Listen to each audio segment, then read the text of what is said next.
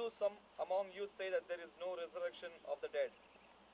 But if there is no resurrection of the dead, then Christ is not risen. And if Christ is not risen, then our preaching is empty, and your faith is also empty. Yes, and we have found false witnesses of God, because we have testified of God that He raised up Christ, whom He did not raise up, if in fact the dead do not rise. For if the dead do not rise, then Christ is not risen. And if Christ is not risen, your faith is futile.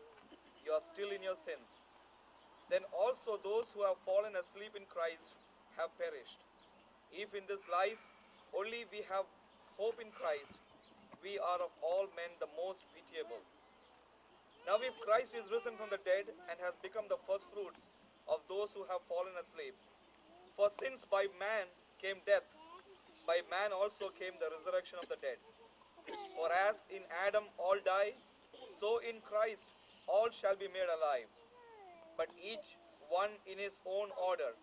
Christ the first fruits, and afterwards those who are in Christ at his coming. Then comes the end, when he delivers the kingdom of God to God the Father, when he puts an end to all rule and all authority and power. For he must reign till he has put all enemies under his feet. The last enemy that will be destroyed is death. പക്ഷേ ഒരുവൻ മരിച്ചാൽ എങ്ങനെ ഉയർക്കുന്നുവെന്നും ഏതുവിധം ശരീരത്തോടെ വരുന്നുവെന്നും ചോദിക്കും. കൂടാതെ വിതയ്ക്കുന്നത് ചത്തില്ല എങ്കിൽ ജീവിക്കുന്നില്ല. നീ വിതയ്ക്കുന്നത് ഉണ്ടാകുവാനുള്ള ശരീരമല്ല, ഗോതമ്പിന്റെയോ മറ്റു വല്ലതിന്റെയോ വെറും മണിയത്ര വിതയ്ക്കുന്നത്. ദൈവമോ തന്റെ ഇഷ്ടം പോലെ അതിന് ഒരു ശരീരവും ഓരോ വിത്തിന് അതതിന്റെ ശരീരവും കൊടുക്കുന്നു. സകല മാംസവും ഒരുപോലെയുള്ള മാംസമല്ല. മനുഷ്യരുടെ മാംസം വേറെ, കന്നുകാലികളുടെ മാംസം വേറെ, പക്ഷികളുടെ മാംസം വേറെ, മത്സ്യങ്ങളുടെ മാംസവും വേറെ. സ്വർഗീയ ശരീരങ്ങളും ഭൗമ ശരീരങ്ങളും ഉണ്ട്. സ്വർഗീയ ശരീരങ്ങളുടെ തേജസ് വേറെ, ഭൗമ ശരീരങ്ങളുടെ തേജസ് വേറെ. സൂര്യന്റെ തേജസ് വേറെ, ചന്ദ്രന്റെ തേജസ് വേറെ, നക്ഷത്രങ്ങളുടെ തേജസ് വേറെ. നക്ഷത്രവും തമ്മിൽ തേജസ് കൊണ്ട് ഭേദമുണ്ടല്ലോ. മരിച്ചവരുടെ പുനരുത്ഥാനവും അവണ്ണം തന്നെ ദ്രവത്തിൽ വിതയ്ക്കപ്പെടുന്നു, അദ്രവത്വത്തിൽ ഉയർക്കുന്നു. അപമാനത്തിൽ വിതയ്ക്കപ്പെടുന്നു, തേജസ്സിൽ ഉയർക്കുന്നു. ബലഹീനതയിൽ വിതയ്ക്കപ്പെടുന്നു, ശക്തിയിൽ ഉയർക്കുന്നു. പ്രാകൃത ശരീരം വിതയ്ക്കപ്പെടുന്നു, ആത്മീയ ശരീരം ഉയർക്കുന്നു.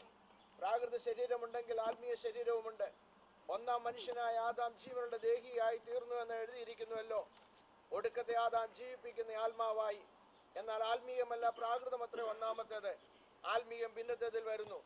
ഒന്നാം മനുഷ്യൻ ഭൂമിയിൽ നിന്ന് മണ്ണുകൊണ്ടുള്ളവൻ, രണ്ടാം മനുഷ്യൻ സ്വർഗത്തിൽ നിന്നുള്ളവൻ. മണ്ണുകൊണ്ടുള്ളവനെ പോലെ മണ്ണുകൊണ്ടുള്ളവരും സ്വർഗീയനെ പോലെ സ്വർഗീയന്മാരുമാകുന്നു.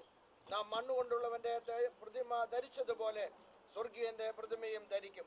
സഹോദരന്മാരെ, മാംസരക്തങ്ങൾക്ക് ദൈവരാജ്യത്തെ അവകാശമാക്കുവാൻ കഴിയുകയില്ല. ദ്രവത്വം അദ്രവത്വത്തെ അവകാശമാക്കുകയില്ല എന്ന് ഞാൻ പറയുന്നു. ഞാനൊരു മർമ്മം നിങ്ങളോട് പറയാം. നാം എല്ലാവരും നിദ്ര കൊള്ളുകയില്ല. എന്നാൽ അന്ത്യകാഹളനാദത്തിങ്കൽ പെട്ടെന്ന് കണ്ണുവെക്കുന്നതിനിടയിൽ നാം എല്ലാവരും രൂപാന്തരപ്പെടും. കാഹളം ധ്വനിക്കും, മരിച്ചവർ അക്ഷയരായി ഉയർക്കുകയും നാം രൂപാന്തരപ്പെടുകയും ചെയ്യും. ഈ ദ്രവത്വമുള്ളത് അദ്രവത്വത്തെയും ഈ മർത്യമായത് അമർത്യത്വത്തെയും ധരിക്കണം. ഈ ദ്രവത്വമുള്ളത് അദ്രവത്വത്തെയും ഈ മർത്യമായത് അമർത്യതയും ധരിക്കുമ്പോൾ മരണം നീങ്ങി ജയം വന്നിരിക്കുന്നു എന്നെഴുതിയ വചനം നിവൃത്തിയാകും. ഹേ മരണമേ, നിന്റെ ജയം എവിടെ? ഹേ മരണമേ, നിന്റെ വിഷമുള്ള എവിടെ? മരണത്തിന്റെ വിഷമുള്ള പാപം, പാപത്തിന്റെ ശക്തിയോ ന്യായപ്രമാണം. നമ്മുടെ കർത്താവായ യേശു ക്രിസ്തു മുഖാന്തരം നമുക്ക് ജയം നൽകുന്ന ദൈവത്തിന് സ്തോത്രം.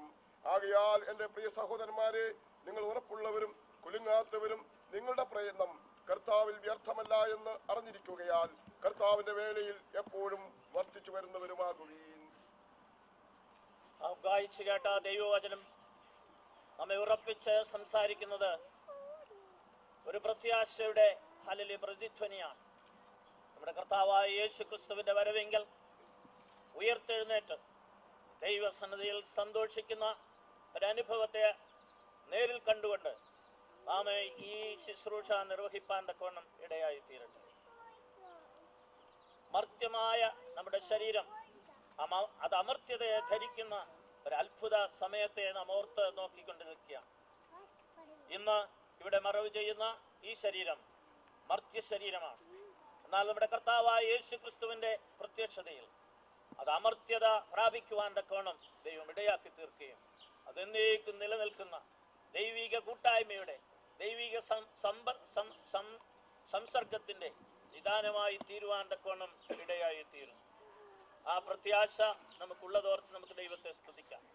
നമ്മുടെ സഹോദരി ആ പ്രത്യാശയോടെ ഈ ഭൂമിയിൽ നിന്ന് താന് ഹല്ലേലൂയ പ്രിയം വെച്ച പ്രിയന്റെ ഭവനത്തിലേക്ക് യാത്രയായി കഴിഞ്ഞു. നമ്മളെ ഓർത്തിന് ദുഃഖിക്കേണ്ട ആവശ്യമില്ല.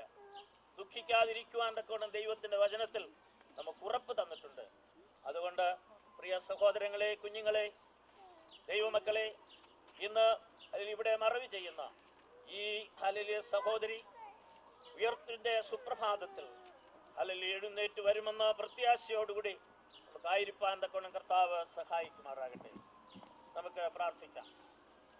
ഞങ്ങളുടെ പ്രത്യാശയായ കർത്താവേ, നിന്റെ പ്രത്യക്ഷയ്ക്കായി ഞങ്ങൾ കാത്തുകൊണ്ടും കാഹളം ധ്വനിക്കുമ്പോൾ മൺമറഞ്ഞ വിശുദ്ധന്മാർ അക്ഷരായി രൂപാന്തരപ്പെടുന്ന ഉയർപ്പിൻ സുപ്രഭാതത്തിൽ പുനരുത്ഥാനം പ്രാപിച്ച തന്റെ ഓഹരി പ്രാപിപ്പാൻ കർത്തൃസന്നിധിയിലേക്ക് ഞങ്ങളുടെ പ്രിയ സഹോദരി തങ്കമ്മ ജോർജ് കയറി ചെല്ലും എന്ന വിശ്വാസത്തോടും പ്രത്യാശയും കൂടി ഈ ഭൗതിക അവശിഷ്ടം ഞങ്ങളിവിടെ സംസ്കരിച്ച് കൊള്ളുന്നു.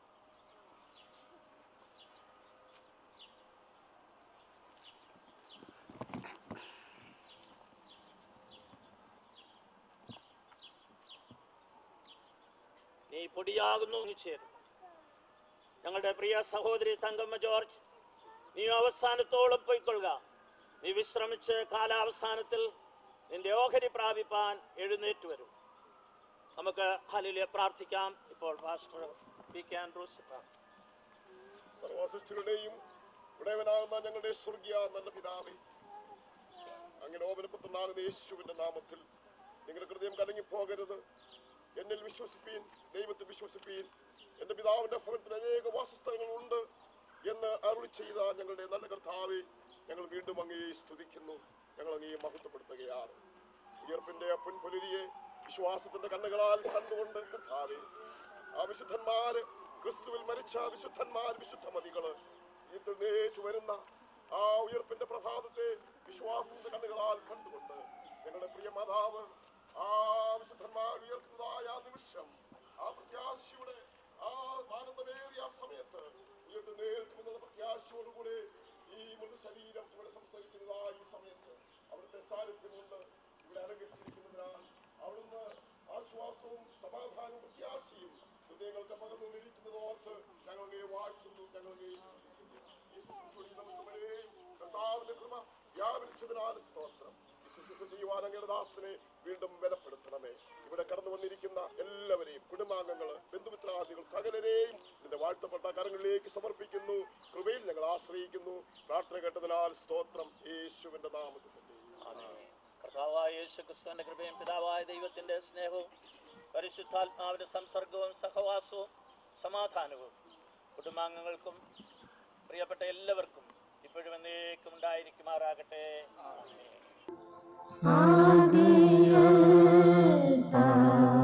നേരം മാത്രം എന്റെ യാത്ര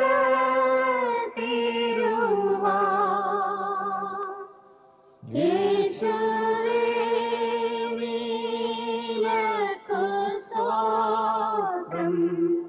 വേഗം നിന്നെ കാണും ഞാൻ. യേശുവേ നിനക്കു സ്തോത്രം. വേഗം നിന്നെ കാണും ഞാൻ. എന്നെ ഏൽപ്പാനായി ദൈവദൂതർ വരുന്നു.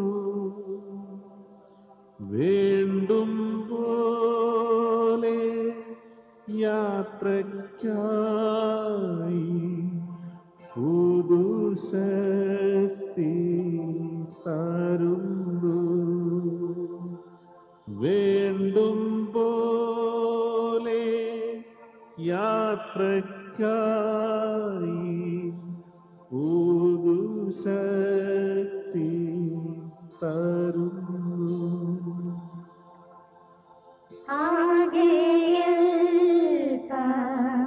നേരം മാത്രം എന്റെ യാത്ര തീരുവാൻ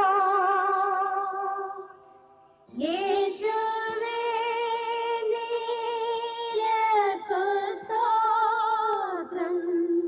വേഗം നിന്നെ കാണും ഞാൻ. യേശുവേ നിനക്കു സ്തോത്രം. വേഗം നിന്നെ കാണും ഞാൻ. ശുദ്ധന്മാർക്കു വെളിച്ചത്തിൽ ഉള്ള അവകാശത്തിൽ പങ്കു തന്ന ദൈവത്തിനു സ്തോത്രം സ്തോത്രം.